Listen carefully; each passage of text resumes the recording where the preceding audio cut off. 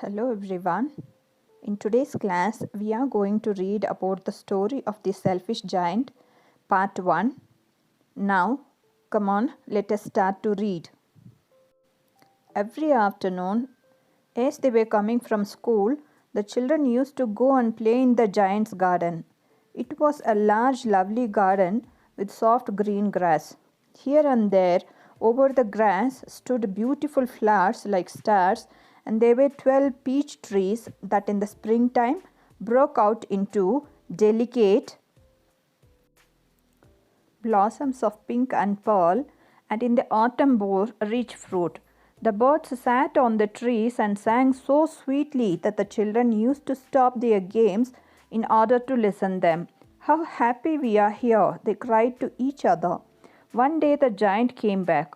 He had been to visit his friend, the Cornish ogre, and had stayed with him for 7 years. After the 7 years were over, he had said all that he had to say, for his conversation was limited, and he determined to return to his own castle. When he arrived, he saw the children playing in the garden. "What are you doing here?" he cried in a very gruff voice, and the children ran away. "My own garden is my own garden," said the giant. "Anyone can understand that, and I will allow nobody to play in it but myself." So he built a high wall all round it and put up a notice board, "Trespassers will be prosecuted." He was a very selfish giant. The poor children had now no way to play. They tried to play on the road, but the road was very dusty and full of hard stones, and they did not like it. They used to wander round the wall when their lessons were over and talk about the beautiful garden inside. "How happy we were there," they said to each other. Then the spring came, and all over the country there were little blossoms and little birds. Only in the garden of the selfish giant, it was still winter. The birds did not care to sing in it, as there were no children, and the trees forgot to blossom. Once a beautiful flower put its head out from the grass, but when it saw the notice board, it was so sorry for the children that it slipped back into the ground again and went off to sleep. The only people who were pleased were the snow and the frost.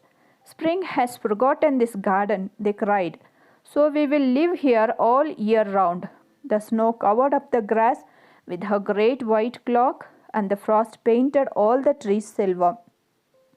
Then they invited the north wind to stay with them, and he came.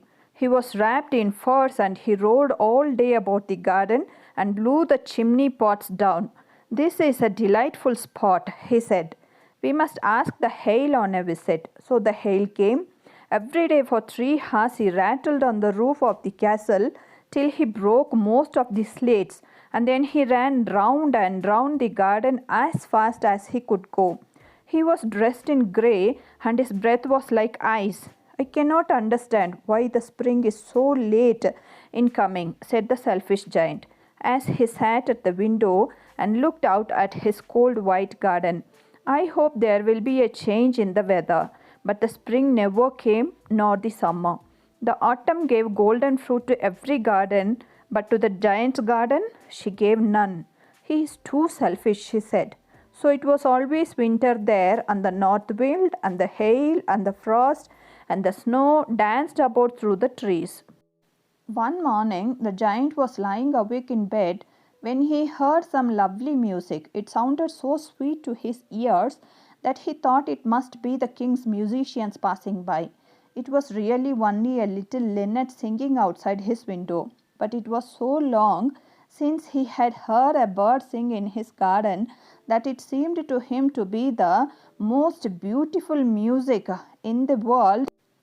Then the hail stopped dancing over his head, the north wind ceased roaring, and a delicious perfume came to him through the open casement. "I believe the spring has come at last," said the giant, and he jumped out of bed and looked out. What did he see? He saw a most wonderful sight. Through a little hole in the wall the children had crept in, and they were sitting in the branches of the trees.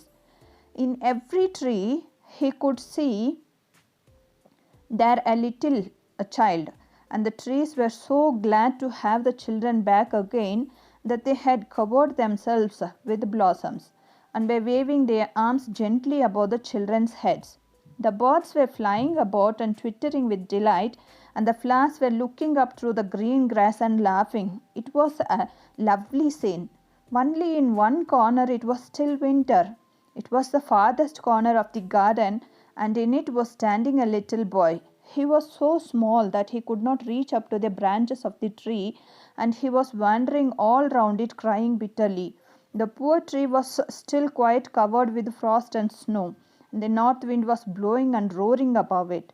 "Climb up, little boy," said the tree, and it bent its branches down as low as it could. But the boy was too tiny, and the giant's heart melted as he looked out.